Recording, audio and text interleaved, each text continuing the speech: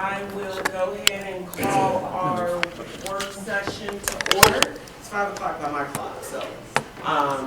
And with that, I will turn it over to Matt. All right, good evening, everybody. We have been looking forward to talking to you again about secondary cell phone policy. We have some slides kind of prepared here for you this evening. I'm going to open it up a little bit and talk to you about the first section, the recap of the work, just kind of how we've traveled through this together. Talk about, and then turn it over to really Lucas and Brady from there. We're going to talk about the work group we pulled together on October 24th and some of the feedback from that group, and then hope to gain some clarity about next steps for this work and what we feel comfortable with pursuing and where we want to go next. So meetings to date, kind of recap of our cell phone study. You remember we started with a book study in August, The Anxious Generation. During that time, through August and September, we reviewed research. We looked at other districts' approaches to cell phones in schools, and we also conducted a series of surveys that went out to our leaders, teachers, parents, and students. We spent time sharing that feedback back with you and all of that data and some of the themes from that data. Of course, as we've kind of poured through those results, we think there's certain themes that are easy to capture from those surveys, and then also things that are a little bit more nuanced, right? That are probably harder to tease out about what people were maybe assuming as they're completing the survey, or just general experiences. I think we do know that it's a passionate issue with folks that are on all sides of it, right? I think if there was an easy solution to this, every district would be employing the same solution. And so that's the other thing that makes it a little bit complex. The October 8th meeting, which would have been the last time we were together on this topic, we presented a uniform secondary policy, which was a shift, right? I mean, we've had basically 7 different policies at our secondary schools with some consistent elements, but really some differences in execution about how they would try to handle things like hallway time, lunchtime, classroom time. And so at that point, we had met with our secondary administrative team who represented most of the voice in the creation of that policy, but of course their opinions and thoughts are influenced by staff and the conversations they've had with their leadership teams.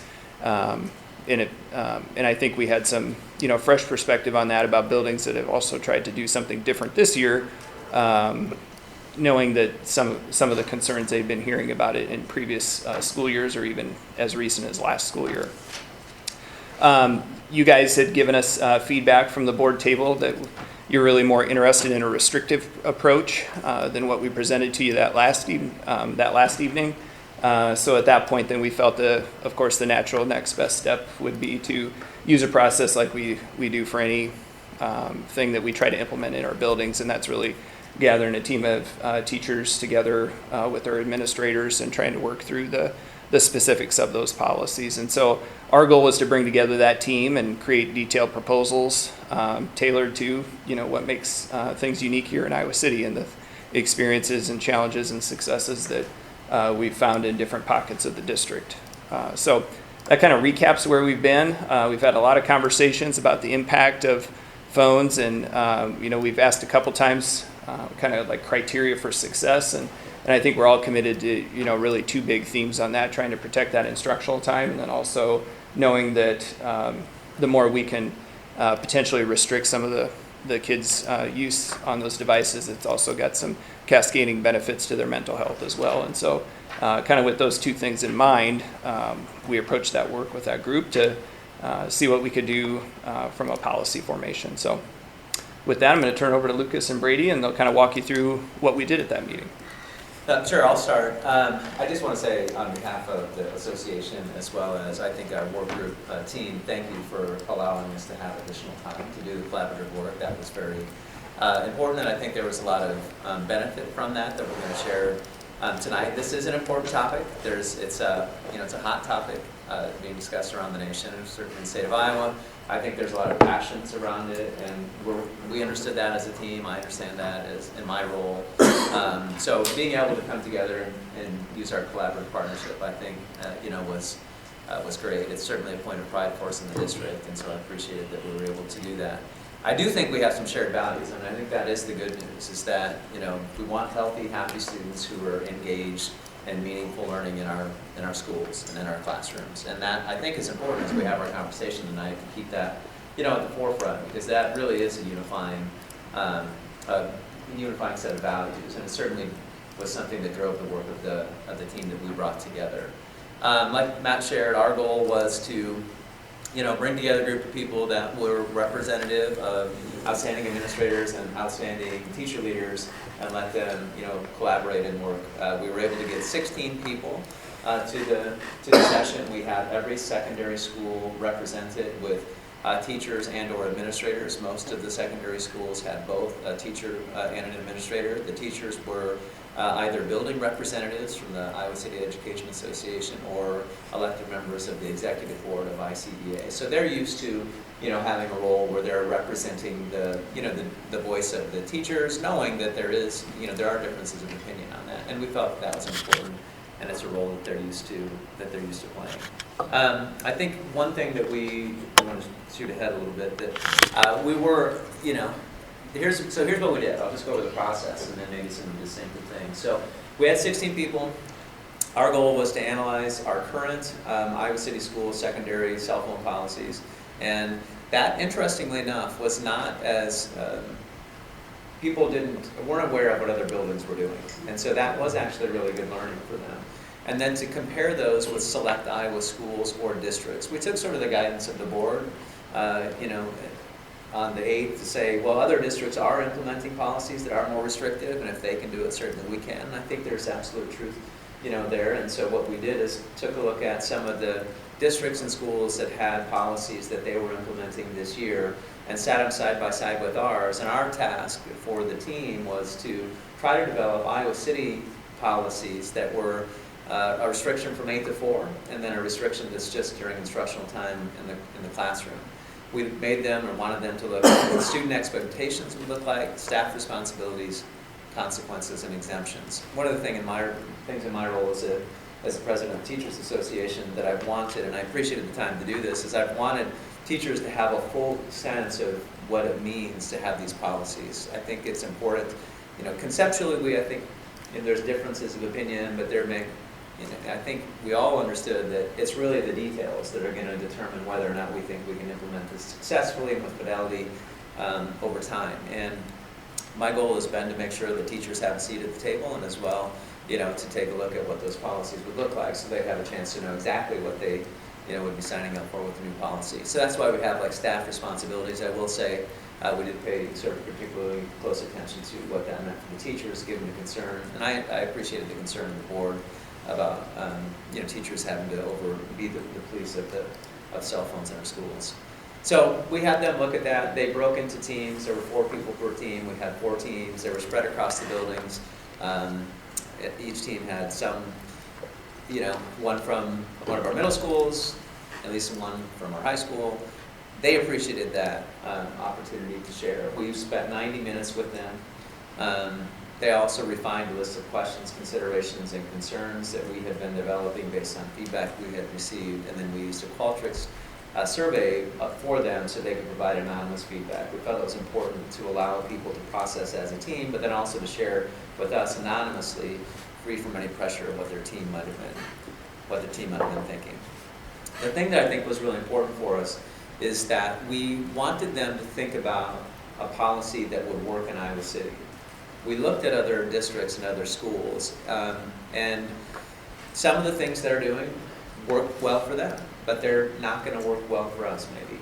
And it doesn't mean what they're doing is wrong, it just means it's not right for us. And so that was really our ask of them, is think about Iowa City schools and our district and the things you know and you've experienced, and then really think about how a more restrictive 8 to 4 policy would look, and how a policy that is more tailored to instructional time, what that would look like. Some of the things, you know, I'd be thinking, okay, what makes Iowa City distinctive? What did we talk about? Some of the things that did come up, and we got great collaboration from other districts, and so we also want to be, you know, sensitive to the fact that they're struggling with this just like we are. So when we're trying to put anybody on blast, you know, by saying, gosh, I can't believe that you did it that way, you know, it might work for them. Things that we thought made us distinctive, there's a pretty long list, but we have a high number of ELL students. We have an international community.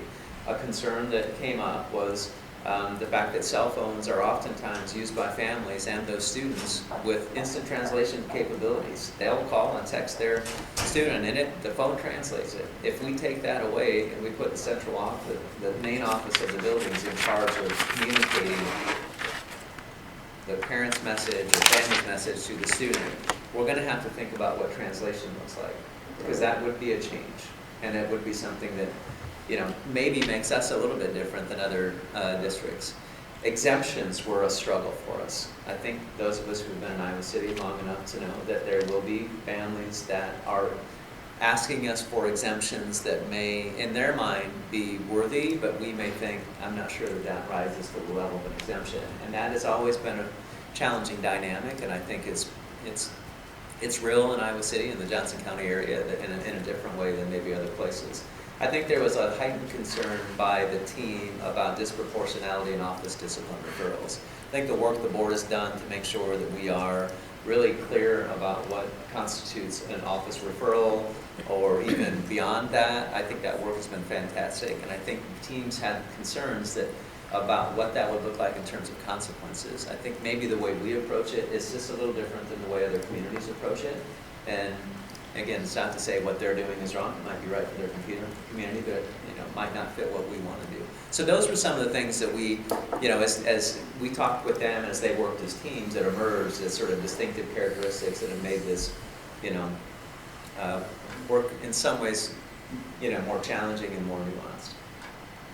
And I would echo a couple of things what Brady had mentioned. Just the ability to work together with our administrators and teachers was phenomenal. Our administrators don't always get the opportunity to hear from teachers from other buildings, so I think that was a valuable experience for them. And being the person that talked to some representatives from each of the other 3 districts or schools that we talked to, there's some very nuanced things that they had mentioned, not necessarily that we had thought of, but are important in terms of what the enforcement of this looks like. So I think there's some things that were highlighted from each of those conversations that then came out within that work group. One of the such things that, it doesn't seem maybe like a big deal, but the fact that all 7 of our schools want to center around a common policy is important for our district too. When we took a look at the 7 building policies that we currently have in place, there are some unique things that separate each building. Middle schools are probably more aligned than our high schools are, but there are some very differences between the expectations for teachers, administrators, and the expectations for students as well. So the combination of all those to combine between one policy would be a step forward for our district, ones that we haven't necessarily experienced with our secondary buildings before. And I mentioned some of those nuanced things that came up with conversations from some of the other districts and buildings, and I know it's been discussions at the board table that the whole thing about detachment from the body was one of the things that one of the districts had mentioned. That the ability to have it not on you takes away that feeling that when you get that vibration in your pocket, we know our immediate response, what it's going to be. So they emphasize the fact of detachment from body, which means it's either your bag or your purse, which takes away the instantaneous response that you're going to have when you have that vibration come to your phone. So that was something we wanted our buildings to consider that we haven't necessarily discussed in the past. And then really coming together on what we mean by instructional time. Is instructional time only when the classroom starts after attendance is taken? Or do we need to be unified with what we mean by instructional time? Does instructional time then mean the moment the students come in the classroom until the moment the students leave? And then instructional time is uniform across the entire building as well. Not just if you have a class period, it means if you're in the hallway during instructional time as well. That's the expectation that we have. No phones are allowed during instructional time. And then the non-instructional time is when there's more flexibility depending upon the district or school that we talk to. So again, I think having some of those common definitions are things that we want to work through to make sure that our buildings all have the common understanding that what it looks like in one building, it's going to look the same in the others. Again, mentioned kind of where we centered around with our 7 different policies. When we took a look at the more restrictive ones, that no phones from the time from 8 to 4, Brady had mentioned how can we make each of those unique policies look in Iowa City. And what we wanted to do, we provided all 3. How can you make these Iowa City? Most of our groups just passed the 8 to 4 restriction completely away. Like they couldn't see how that could look, both enforcement and the ability for students and staff to enforce within the day. So they kind of put that aside. They had discussions at first, and then they focused their time on more of a partial restriction or what a limited restriction would look like within the building itself. So I thought that was a unique thing. We made them start with the 8 to 4. Yep. So it wasn't like they got to pick, well, we're gonna do just the classroom, spend all our time there. We made the team start with the 8 to 4, knowing that that was the direction the board asked us to go. So, and that was where, after it varied by team, but they did, pull us aside or just set it aside and say, okay, we are not able to figure it out in the time that we have right now, so that they started working on the classroom restriction. And kind of how that would be implemented with Fidelity, Brady had mentioned, we got feedback and we worked our way around the room as far as being part of those conversations just to see where they're at. But the importance of the anonymous feedback that we provided to everybody outside of that, and it was pretty uniform with each of our teacher workers as well as our admin work group there, that their ability to either be somewhat unlikely or extremely unlikely to implement with Fidelity, both immediate and over the course of time. Their responses were very similar, that the majority of our group responded in that fashion. So again, that was the feedback from the group. Again, we started with a complete restriction and then worked our way towards a more of a limited restriction around a common theme about what buildings are doing and what buildings are not doing. And then really it was focused around the enforcement. One of the overwhelming things we heard from the feedback from all of our surveys, both from staff, administrators, families, and from students, we heard it from Superintendent Degner's superintendent student group, was the enforcement and the consistency of the enforcement within the building is essential. So talking through the ability of whatever we decide on, making sure that we have the ability within our buildings to enforce it. And that was one of the things that was highlighted with the discussions as well, and what they drafted off as possible questions as well as some next steps with each other. I think on the increased workload for teachers, just to speak to that a little bit, hallways were the thing that probably threw us, in honesty. If you have an 8 to 4 restriction, hallways are, an area where teachers I have hallway duty. I'm, standing outside of my classroom door in passing periods, and adding element where you are enforcing a policy that is saying you can't have a cell phone out at all during the school day, 8 to 4, could create, power struggles. I think the teams, as you listen to them, they were worried that there's going to be students that they don't know, they don't have a relationship with, and you're immediately in some sort of power struggle with them as they pass by you in the hall. Because of course you do want to implement a policy, it's put in place. It's not going to work if we don't implement it. So I think, when you look at that and think, well, how would it increase the workload for teachers? Probably hallways is one of the main areas of concern. I think there were some conversations about would there be teacher, duty revolving, around the lunchrooms and things like that. That didn't get very far, but I think that's probably where a lot of folks said, oh gosh, that might have the unintended consequence of increasing the amount of policing that teachers do. We tried it at West years ago. I will speak to personal experience, Molly probably remembers. Oh, yes. Yeah, and it did, if you were always in sort of this situation where you knew that it was your job and your responsibility to put the policy, and so you would, because you'd have a lot of students who would watch, a student on their cell phone, and there they go. So you have to try your best, otherwise everyone else is going to watch and say, well, they're not actually doing this. And it was just hard. I mean, there probably are ways that we could figure it out to minimize the power struggle or, the ruining of relationships. It was very short-lived, yeah. So I think there was greater consensus on a district-wide classroom restriction. You can sort of see there, that was where the team, and they're not there. Just to be clear, it's not as if they were able to come up with a policy that we could provide to you, but there was greater consensus on what that might look like. Probably the policies and enforcement, that's going to be where we run into, and I think we've known that. I think that's been consistent through the discussion of the board all along. Is you want to have a policy that's clear, is easy to implement. You want to be able to do it with fidelity in the short term and the long term. Because we all want to be successful. I think that's the other shared value, is we want to create a policy where we can actually do it, so that we can come back in a month and say, we know we're going to have to refine it, but we don't want it to be a massive, failure. And so I think that was something that I think Lucas got some feedback from one of the districts that was probably pretty sage advice. And I'll ad-lib the first part of it because I think it's important too. The first part I'm making up is, make a policy that you value and what's valuable for kids and for staff. And the last piece that he said that kind of hit home to the working groups too is make a policy that you can enforce, that's easy to enforce. So, we've all been part of policies that look great on paper and they look like the right thing, but then when it comes down to actually implementing and enforcing the building, look at different ways. So I think that would kind of hit home to me.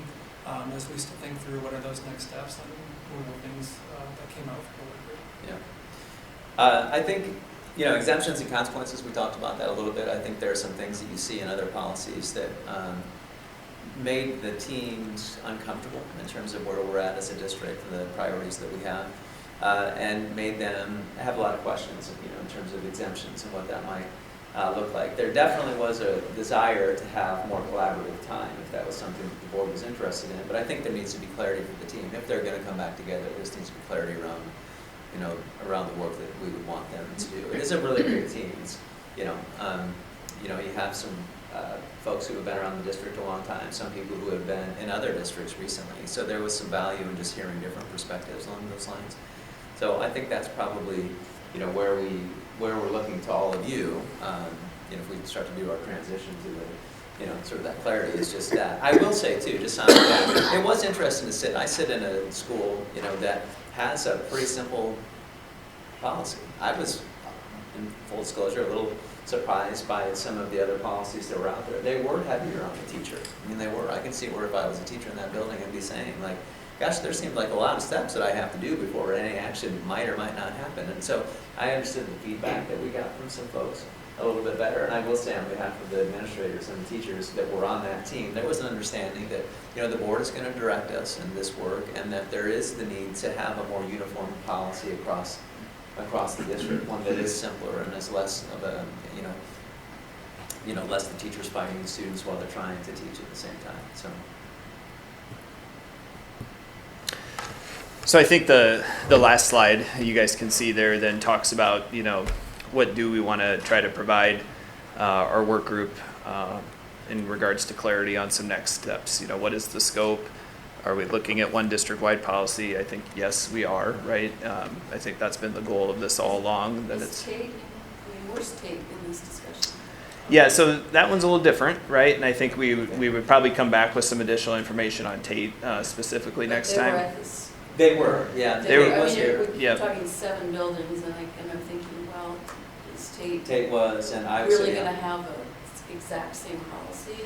I think we have to take a look at Tate the way we look at Tate and as a general, as a whole, but there are some things that make Tate unique, Yeah, and there's a reason why Tate exists within our system. yeah. So what we don't want to say is we have a policy that's less Oh, what they're doing now, and all of a sudden the entries we've heard back to policies that didn't create the success that they have in their building. So I think we do have to keep that in mind, and that's discussions we've had with Ann too, because that's a realistic concern for her and her staff. Yeah. Sorry. Thank That's you, okay. Molly. We meant to bring that. And then I think, as far as informing some next steps for our team and this group that's been pulled together would be, the timing of that new implementation. I mean, the original timeline we put out included, trying to make a recommendation to you guys at the end of October. Obviously, we're a little bit behind that. Communication to families, I think we'd want to have training to student, staff, and families in advance of that to prepare them, for a new policy change. Even if it were to be a limited restriction, I still think there's, like Brady had talked about, with the differences between the buildings and the amount of steps teachers may be taking now or what that looks like, there's still going to be a training element with a mid-year policy change. And then depending again on the route, and the conversation and the direction of that here the rest of the evening would be, would there be a need for some additional opportunities from families and staff? I would say, as we've dug further into this issue, it's hard to capture the continuum of thoughts and ideas and concerns in a survey. We did our best with the survey construction, but when you talk to folks, I've been at a few PTO meetings the last few weeks, and they talk about, yes, they have concerns, but they would also have concerns about, a particular policy, and so that's going to be, again, nuanced a little bit depending on the person. So would you want to get or look for additional feedback from any of those groups? And I think Director Eyestone had even mentioned that last time, would there be, depending on if we landed on a couple different versions or a version, do we want to have any kind of feedback before we implement? So that's a consideration. And then I think the metrics to track, trying to look for success. And of course, it's probably hard to associate, improvement in grades or improvement in attendance or office referrals or the inverse in those things to just the cell phone policy. But it would be important, I think, to measure some data points as we go along to just see, do we see any kind of a sizable change at this time of year with the impact of this policy from a previous year at that same date and time, and any kind of change that happened during that period. So I think those are kind of some of the questions we had, and wanted you guys just kind of react to, what the work group did. And I think Brady and Lucas did a nice job of summarizing, the themes that they communicated back and some of the concerns. And I knew when they were communicating to me that, a lot of the conversation we've had was really about trying not to increase the workload on teachers, that, that probably before we move too much further would be a good time to come back to you guys and say, okay, well, how do we want to do this with an implementation, and in what direction, and questions are still out there before we go ahead any farther. So with that, I think we just hear from you guys, and then we can, maybe answer some of these and see which ones we can't get answered tonight that we need to come back to. Was there any discussion of consequences? I mean, I think there were even, but, Yeah. This was, I would say it's pretty universal. I think one of the things that hit home is administrators are going to deal with consequences extremely personal. It's a reflection of their values. They don't want it to become punitive.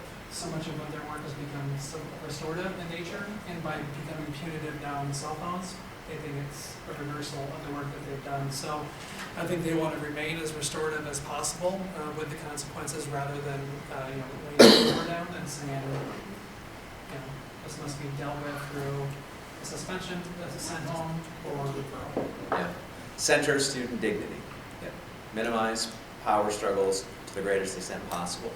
Have a restorative process around whatever consequences. Those were probably themes that we heard. But it was a hard area. I mean, I think that is a hard area. That was, I think, one where they thought this is a lot of the work that they've done across the board, and they did not want this to fall outside of it.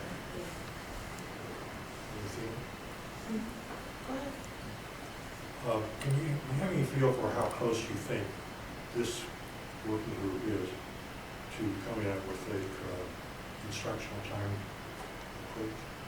Are they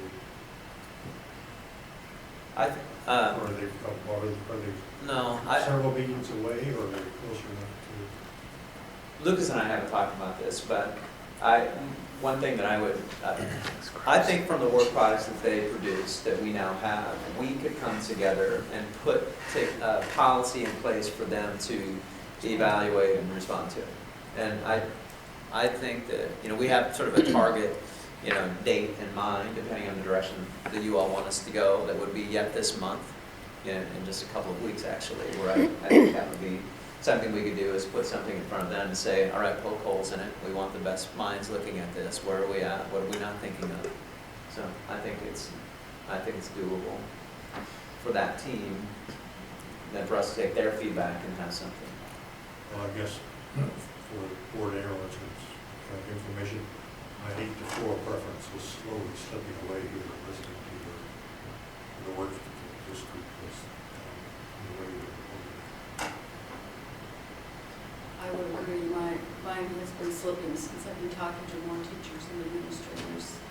I mean, at first I think Lisa used this great phrase of rip the Band-Aid off, and I thought, yeah, and then now I talk to more people, and I just don't see how that is feasible. Lucas, you said a comment that makes me want to ask, what is Kate's cell phone policy? So they're not allowed during the school day, with the exception of lunchtime. So over lunchtime, they can have their cell phones out. They can have them on them, but they're not to have them out. From the moment that they do have them out, they have to bring them to the office. They have a cell phone locker in their main office. So there's no warnings. Everybody knows the policy. If they're seen using it in the hallways or in the classroom, it goes to the main office. Yep. They do incentivize lunch. If you're not called to warrior time for intervention during your lunch, then you are allowed your personal device to use it. And it's a locker that they have the key to, like, what? Yes, if I remember correctly, back to my vision of the office, it's an office that their administrators and their secretaries have Yep. access to. So But not only the student. But not the Not the student. student, not the correct, just, yeah, he gives it back to him at the end of the day. Okay. I mean, I get the scariness of it, I understand that. But over time, if you are following through on a policy daily, it should pan out that there's less problems in the hall. That's, like, I understand, like, the first month could be really annoying and really bad. And that, and I get the fear of that. And that's still why I'm still on the 8 to 4 myself. And I can build consensus with the rest of the group, and I'm fine with that. But I understand the fear, but if they can do it in Davenport, if they can do it in Ottumwa, if they can do it in Des Moines, Are they and really doing it? are they? I Right, don't know. that's what I'm saying. I mean, that's what we What hear are you in the hearing? news. But I think Are those the districts that you talk to, or? We talked with Ottumwa, Hoover, and Ankeny. Yeah. So Des Moines Hoover, obviously the only school in the Des Moines district that's implementing this policy. Theirs is the limited use. So students are still allowed to have it out during non-instructional time, hallway, study hall. Ankeny, not allowed to have it in the The classroom hall or or the hallway, hallways, but can have it out during open period. if you're a junior or senior, you can have it during open period. If you are at lunch, any grade level on Ankeny, you can have it. And how's that going for them? From, So you Ankeny can just get the administrative perspective and then the teacher Yeah, perspective. Ankeny just started. just started. I mean, We they're don't know. less than 3 weeks into it. I would say fear too is not accurate. I mean, I think people just don't want to have that power struggle with kids all day long and hurt relationships. So I don't know that people are fearful of trying to implement policy as much as think it's not worth it. Yes, for the negative things that will happen, is what my impression from wherever. I mean, in talking to some of the teachers that have approached me about it, which I don't know if this came up in conversations with the work group, and I appreciate teachers being honest and vulnerable and sharing that, you know, they're like, I know I have implicit bias, and their fear is their attention will always be on certain kids. And they're like, what does that say about me? What does that say about all the work that I've tried to do, and now all of a sudden, the loudest kid with the phone or whoever is always the one that I immediately see. And I mean, I can understand that and respect that, so I don't think it's fear necessarily.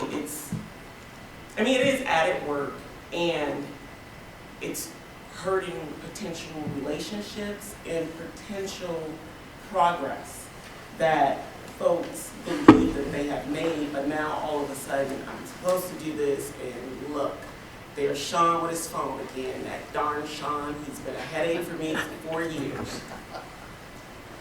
Been a lot longer than 4 years. I know. So is that a 8 to 4 problem? Or- Yeah, that would be, I mean, that would, like the hallway problem. That's what they were referring to. If I am in the hall, like they already are in the hallway. And one teacher shared, well, you remember when you came to visit, and it was always that one kid because they had an interaction with them previously, and they always were able to spot them in a crowded hallway because of that memory of that negative interaction. And they were sharing, now I feel as though I'm always going to be looking for that kid to see, because it's just implanted in their head. So if it's just an instructional time policy, then that's not an issue? Is that what? Some of the teachers I shared, they didn't believe if we focused on instructional time, that wouldn't be an issue. It's the hallway passing, Which is lunchroom, like 8 to 4, everything gone. And I've even heard, I know we want a district-wide policy, but is it possible to consider one that's in phases, where we start for this year, one that's instructional time, see how that pans out, work out the kinks and crooks and all that, and then as we're getting information on that, looking at moving towards 8 to 4. How does that look? I don't know, I mean, this is things that teachers reached out Yeah. and shared. And I find that interesting because I'll say that the sharing that I've gotten from teachers is the exact opposite, and that I'm more where Mitch is. And we've had some very thoughtful emails sent to the board from some superstar teachers. Some teachers who are not lazy, who care about their kids. And I'm happy to forward them. In fact, I kind of meant to do that to both of you in case no one else had. Yeah. Who are very concerned about what these cell phones are doing in their class. I've gotten text messages from teachers that don't feel comfortable being on the record, but want an 8 to 4 ban. I was trick-or-treating and had teachers with the kids, not myself, although you can trick-or-treat at any age. And teachers talking to me, and what they're saying is the opposite of what the feedback, and I think that's one of the things, right, that makes this so tough, Right. is because it's our head. I think I would feel comfortable saying that all 7 of us want to do what is supportive of the teachers. Yeah. And having the 7 of us reach consensus on what that is, just given our very different inputs that we're getting, that's tough. Yeah.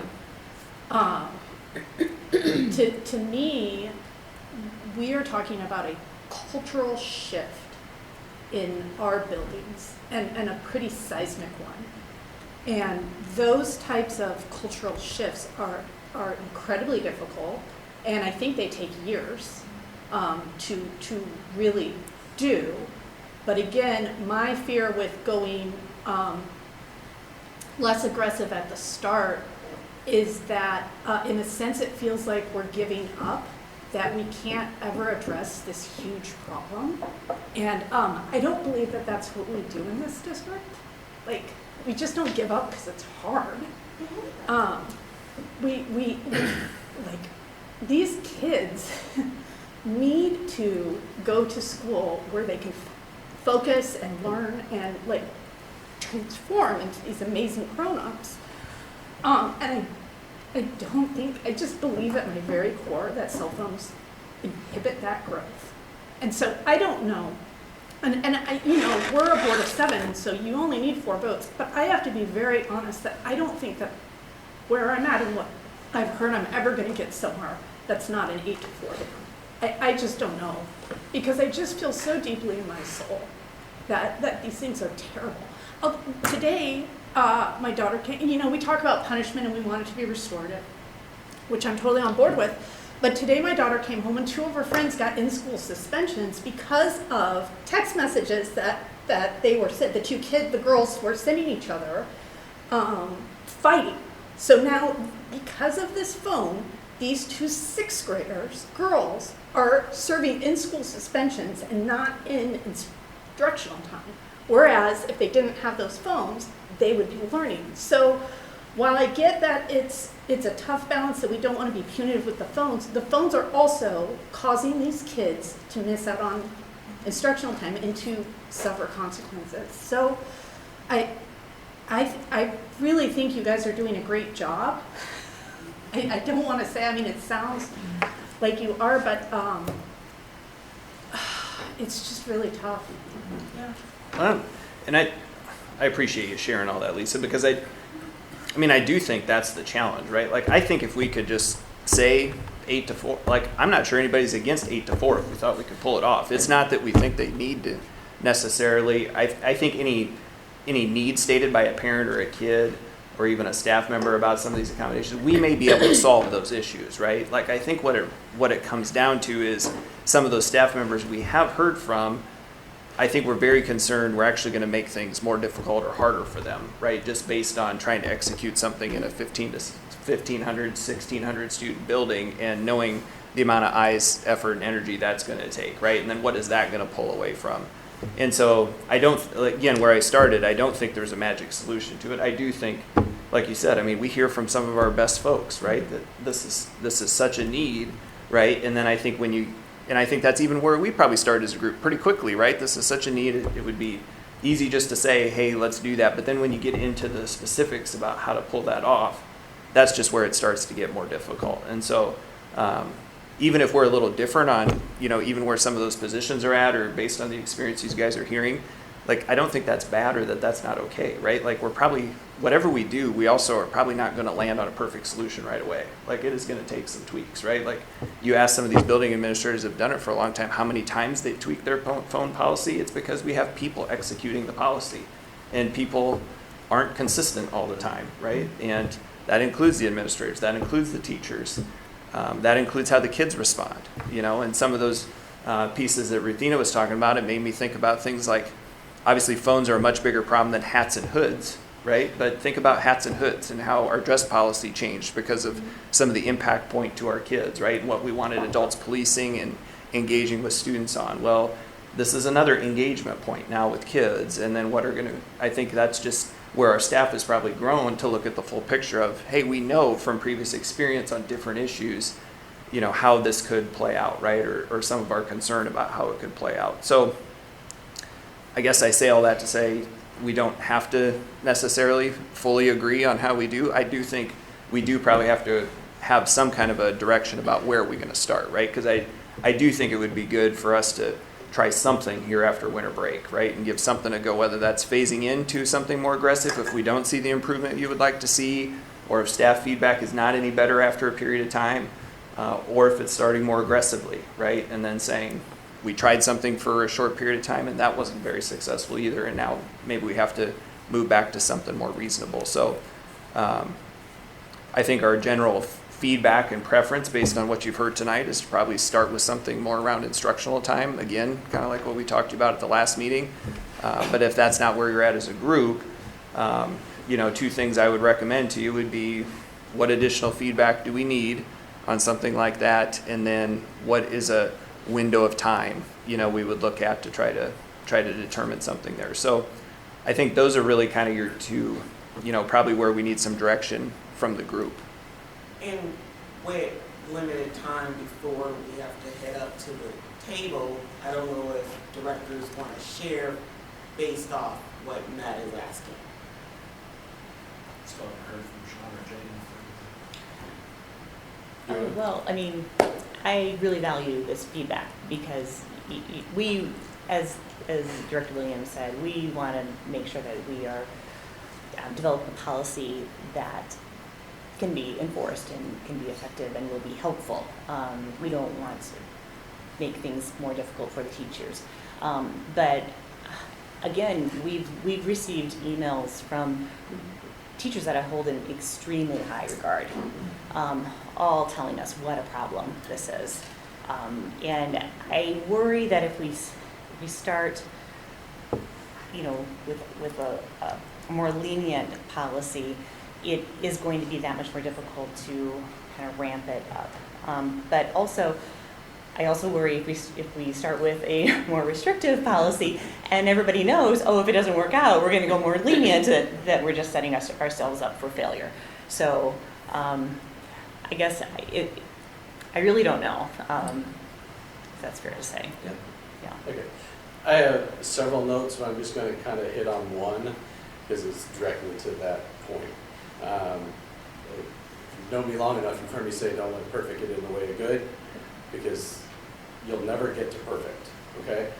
And I think ramping up or ramping down is doable if you do the last part correctly that's on that sheet up there and looking at whatever your metrics are, right? If you have specific things you're going to look at that you can measure to show that you're successful or not, you can then ramp up or ramp down depending on where you start from, because you can say it didn't work or it is working.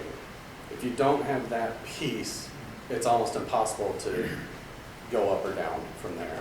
And so just the one note I looked at is, how do we know that we're successful if we're really trying to increase the instructional time and the engagement in the classroom, do some sort of pre and post engagement survey of both our staff and our students to get some sort of quantitative feel of how engagement is in the classroom now, how is it after whatever the policy is, right? Like a very quantitative thing there, and I don't have all the questions in my head, I've kind of rattling around, but until you're able to quantify and really show success or not, changing streams is going to be difficult. I feel like you could ramp up or ramp down if you have that last part. So that's the piece we're missing.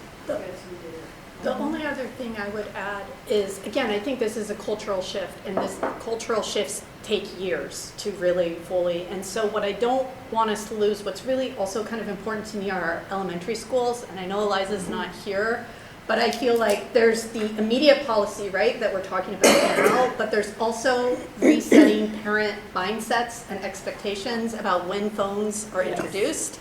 And if we have an elementary policy where it's just like they are not allowed on campus, right? And then that carries into the middle schools. And then maybe there is some differentiation between our middle, and again, not short-term but long-term. But then you slowly, kind of like what Tate does, but like you slowly phase in the use and permission of phones. Then our kids just are more used to not having phones. And so it's easier to enforce. You know, if they never had their phone in 5th grade, Exactly. then when they go to 6th grade, they don't really expect to have their phone. And if the policy is you don't get to use your phone during instruction. So I just don't want us to lose our elementary policy in this discussion, because I think that's going to be crucial for the next, for like 10 years from now, what this district's relationship with phones look like. And obviously, I am in favor of like, no, I just don't think they're needed. I think the schools are much smaller. You can interface with the front office easier if there's an emergency. You have less need to track your, there's just a whole bunch of, anyway, I would say that. I don't want to lose that. I think with time in mind, Matt is looking for direction to, I'm sorry, yes. Yeah. I mean, would you be okay if we brought you back a specified limited restriction policy that protected instructional time, worked through what the consequences would be, and determined, you know, kind of what Sean was talking about our metrics, right? About what are the things we're going to look for, and if we don't see those things, then we know we potentially need to increase this. I mean, the other thing from the different staff members we've all heard from, their experience varies by building because we've had different policies across the board, right? And so I think some of that is also part of what's informing their experience with it based on the building they've served in, right? And so, you know, I've heard from staff members that have served in multiple buildings and they've had very different experiences with that because of how the policy's been executed. So I do believe a baseline policy that's consistent across with consistent expectations about what we look for has the potential to improve that. I know if we, as quickly as that group set aside that total restriction, that 8 to 4, that's going to take us some longer time. And so then I think probably the next time we come back to you, we'd want to talk about a process to engage in that. I do think we could turn around at the very next meeting and show you a policy that would be limited restriction that we could implement after break with some success metrics. I think we could also follow up on Director Williams' point about how do we modify language around our elementary schools to be more consistent with no phones here, right? And I think those two can conjoin. And then you're also starting to set the path for, I think, where you were going with this, that if we've taught them at the elementary school that we don't have phones at school, if we don't find success with our limited restriction policy, then we've already started that chain towards no phones at school, right? And they haven't been routine to having them there. If we'd have to clamp down on the secondary even further than beyond the instructional time, we've already set the stage to do that by setting that expectation at the elementary. So, or at least enough of you supportive of that you could look at that the next time? I would be in support of that. I mean, I just keep thinking about all my years in the high school, trying to stop kids in the hallways. I just can't get my head around the reality of being able to do that in any way that made any sense, that didn't take away from so many other things that need to happen in high school. So yeah, I would definitely be in favor of having an instructional time policy to start and see. And maybe that would change the hallway mood too. If kids thought, oh, I don't have it during instruction, you know, I mean, it might help it. I don't know. I'm fine with starting there. I mean, because just because you bring that back doesn't mean that's where we end. But Right. that's something in front of us, and we can move on to the next stage of conversation if need be. I'm kind of there as well, but I am intrigued by what you said earlier is the definition of instructional time. Because if, well, you know, bell to bell in this class period, Yeah. what's to stop somebody from saying, I gotta go to the bathroom and use my phone, right? If that's a definition of instructional time, like that's a big difference. So Yeah. that piece is important to me. Then if there's a teacher that says, well, my instructional time's done for this class period, the next 20 minutes, you guys can have your phones. Right. I mean, that's, Yeah. yeah, that's something, Yeah, I mean, it has to be built up. but is that enough? Oh, go ahead. Well, I was just gonna say, I already said this, but I don't wanna mislead anyone. Yeah. I'm probably not going to be receptive to anything but an 8 to 4. I actually appreciate that, when you said, because it gives us one clear board member. You know me, Charlie, I'm pretty decisive. I want to ask, can a teacher survey be added to the metrics? Was there Oh. agreement among this? I think that's a necessary metric, right? If we're going to look at like a start point and a check-in point, I do think we're going to have to ask for teacher impressions of, change in, or just their anecdotal response to that. I do think that's something we need to include, Charlie. Yeah. And with that, Can I make one more Yes. question? Sorry, I know it's 5:51. I had two people ask me if we could return to teachers being able to ask kids for their phone in class. And I remember when we said no more at West, because we had a teacher that was grabbing phones from kids, and that didn't work. And then we had somebody take a phone and then it got stolen. It doesn't get stolen. But two people asked about that. They just, could I say, look, it's just give me your phone. So I don't know where we're at. And I think we'll get that detailed in the logistics Right, I about, just don't want to forget that one. are we Yeah. asking for the phone, hanging on to it? Is the Yes. administrator called to the room to get the phone? We'll Right, spell all that's that out. logistics, yeah. Yep. and so is that enough direction? People feel okay with that? All right. Good. Is there a motion to adjourn? Is there a second? Second. All in favor? Aye. Meeting adjourned. See you. I think like, yeah. Okay, so. Oh, yeah. 'Cause, It feels hot in here tonight. It does feel warm. It is, Yeah. because my cheeks are red. Mine? My ears get red. That's it. I'm assuming Lucas is home as well.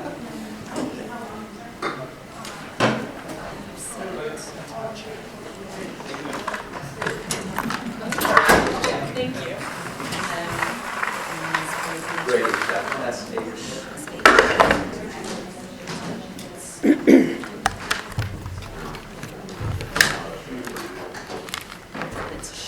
Shut. You're welcome. Thanks for being here. And just to make sure I understand,